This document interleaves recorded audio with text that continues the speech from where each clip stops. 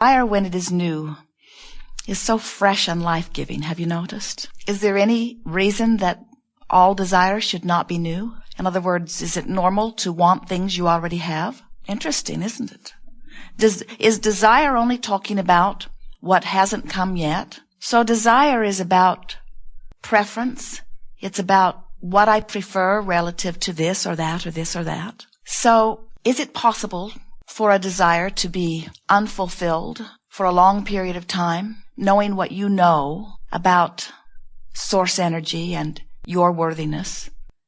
Do you find it illogical that anyone, even you, would want something and want something and want something and want something and have it not come? Doesn't that strike you as odd? It does us. It strikes us as odd that any of you would have any desires unfulfilled that are aggravating to you. Because when you understand that you are in an environment which produces clarification and causes you to make determined statements or even silent vibrational offerings about what you want, and since we understand that the power of attraction is so strong and the willingness of source to answer whatever is being asked for, from our point of view, it is really illogical that you could have an old, stale desire that is troubling to you.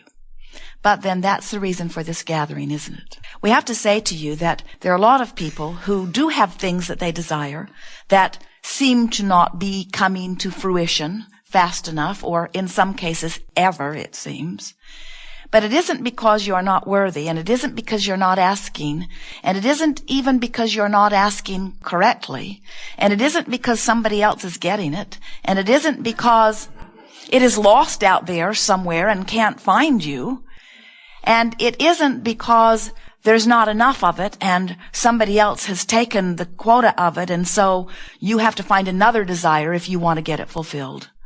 It isn't anything like that. All it is that you are asking for something from a vibrational standpoint that is different from what you are asking for. And we think the trouble that you're having is that you have come to count so much on words and action, thinking that you make things happen through your action or that you make things happen through your words, when really everything happens through your vibration. So you could be asking for something steadily, often, loudly, and it may not be manifesting in your experience because you're asking from a pessimistic standpoint, or you're asking from a non-believing standpoint. You're asking from such a knowledge base of how things are that you are literally vibrationally blocking how you would like them to be.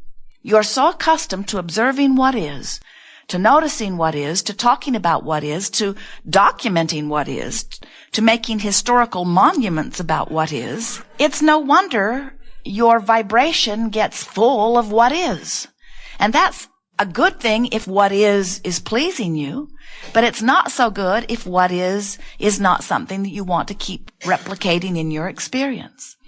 So what happens to so many of our physical friends, bless your hearts, and we mean that in every sense of the word, you have become such realists, such observers of reality, such documenters of facts, such proponents of truth, that in many cases you have lost your ability to imagine yourself into a better place.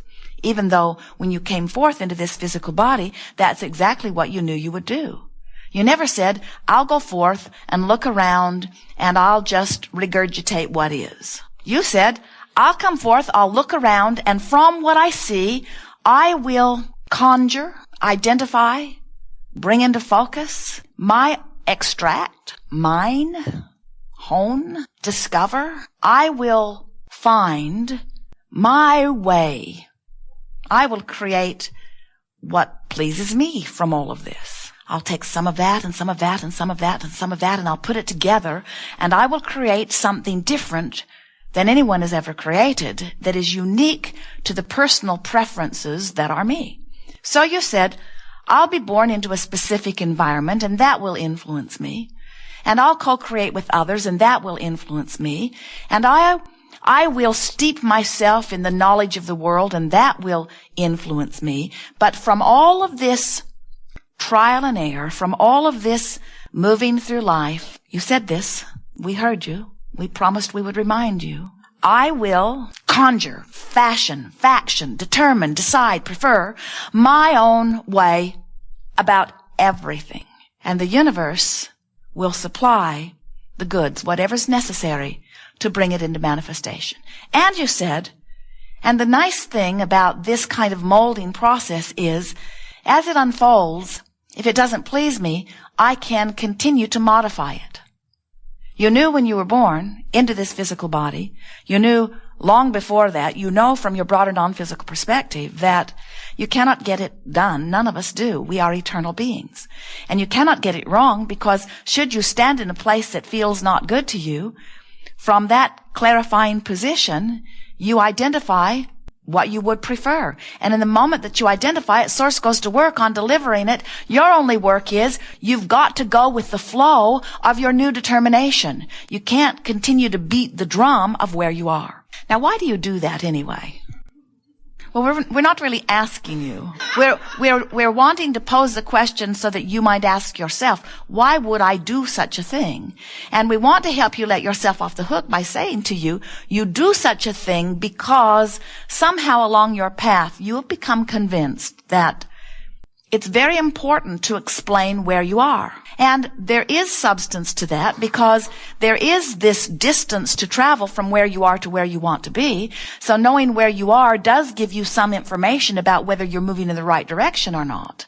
But you sort of got carried away with explaining where you are by going back and retracing your steps in a sort of justifying attitude of, well, this is where I am because of this and this and this and this and this. And we say, well, if you're explaining that you're where you are because of this and this and this and this and this, at the same time, you are assuring that you will remain there for here and here and here and here and here and here and here, because all of your power is right now. So if you're using your powerful now to explain how you got to a place you don't want to be, you are also using your powerful now to make sure that the next place is just like it and the next place is just like it.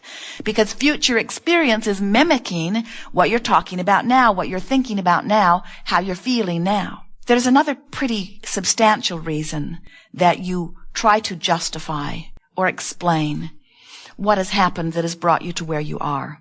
And we really want you to hear this, because as you hear this and sort of integrate it and watch yourself doing it and then do something different about it, this could serve you in a very powerful way. And for many of you who are here, we can feel that you're right on the brink of this understanding. You talk about how you got to where you are, because when you're standing in a place that is different from the place you want to be, not enough money, not enough vitality, not enough lover, not enough physical wellness, not enough clarity, not enough of something is where you're standing. At so many levels of your being, you know this is not who you are, and that something different really should be happening. At many levels of your being, you know you are supposed to be joyful, and you know you're supposed to feel good, and you know it's supposed to feel fun.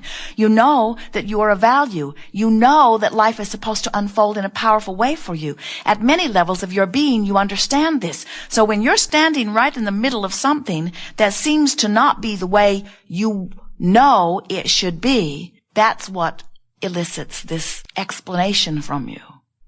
And so next time you catch yourself explaining how you got to where you are, just stop and laugh and say to yourself, or to whoever's listening, if they're willing, the only reason that I keep beating this drum of justification is because I know who I really am, and who I really am is healthy. I know who I really am, and who I really am is prosperous. I know who I really am, and who I really am is clear-minded and steady and vital and alive and friendly and feeling good and loving and appreciative. That's who I really am. So if I'm standing here in this place and I'm not there, you sort of are going berserk on so many levels, because something has gone terribly wrong. You see, children, sometimes they just throw a tantrum. And it isn't because they're spoiled. It isn't because they're bad. It's because they remember how it's supposed to be. They remember that they're supposed to be adored, and they remember that it feels good when they adore. They remember that they're supposed to feel capable.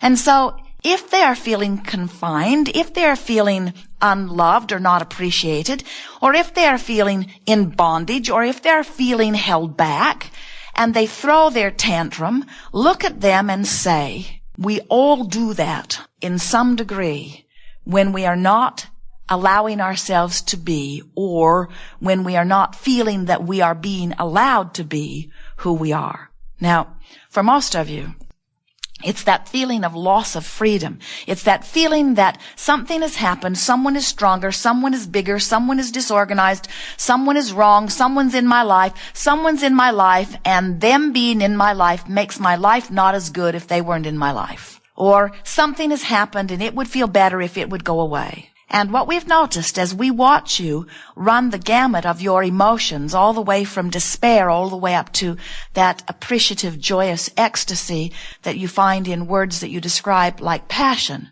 that gamut of emotions or vibrational frequencies that you translate through your solar plexus, that gamut of emotions is always about how empowered you feel or how disempowered you feel, how free you feel to be who you are or how suppressed you feel to be who you are.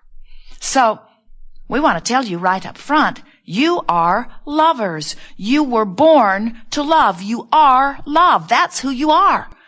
So if someone is standing before you and they are so blasted, unlovable, that you'd like to just kill them, you tend to want to give them the credit for how you feel. Because you didn't feel that way before they were standing there behaving in that way. And now they're standing there behaving in that way, you would like them to change their behavior so that you could feel better, wouldn't you? Admit it, we know. We read minds. But it's a trap, isn't it? Because you can't round them up and make them behave. They squirt out in all kinds of different ways. They escape, and you can't catch them all. In other words, if your happiness depends upon controlling the behavior of even one other, you are in deep doo-doo. Because you cannot vibrate for another, but you can vibrate for yourself. So, the art of allowing says, I'm going to learn how to offer a vibration no matter what so that I allow connection to source, which is what feels good. So, I don't have to throw any more tantrums. I don't have to have any more panic attacks. I never have to be afraid of anything. I can feel good under any and all conditions because I have the ability to focus my attention, past, present, and future, into thought patterns that feel good. I can allow the flow. The flow of what? The flow of connection to who you are. You are extensions of source energy. You are flesh, blood, and bone. You are beautiful in your bodies. But everything that you are in your bodies is a translation of the energy that you really are. You are eternal energy beings. You are transmitting and receiving mechanisms as you stay here in your bodies, but you are current, you are energy, you are vibration. So when we talk about going with the flow, or when we talk about the art of allowing what? The art of allowing your alignment with who you are. The art of allowing yourself to be in vibrational alignment with the energy of your source. For a while, we called this gathering the science of deliberate creation. But we saw you thinking too hard when we called it the science of deliberate creation. Oh, science.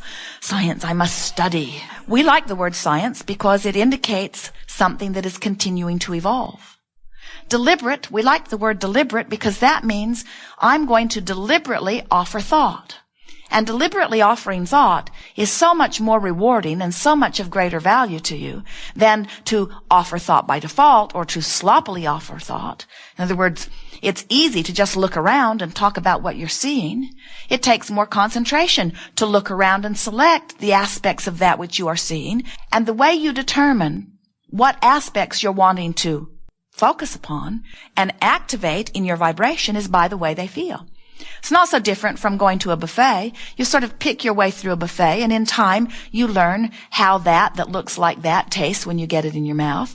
And if it's unappealing to you, you don't do it very often. Sometimes something will fool you by the way it looks, but usually you can tell pretty much by the way it looks, and certainly by the way it smells, how it's going to taste when you get it in your mouth. And we want you to realize that your emotions are giving you information that is similar about all things that are important to you.